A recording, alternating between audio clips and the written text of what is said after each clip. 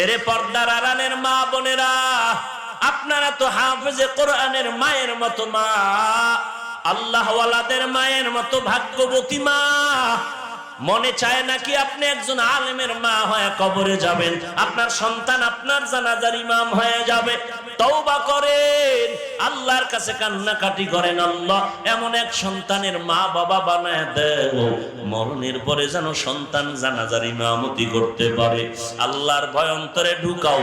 আর খাঁটি আল্লাহওয়ালা, ইমানওয়ালা, তাকওয়াওয়ালা, যাদের বয়ানে মানুষের কান্না আসে, আমল তৈরি হয়, এমন আল্লাহওয়ালাদের সংস্পর্শে গিয়ে নিজের আমলটারে সুন্দর করবে বাবা।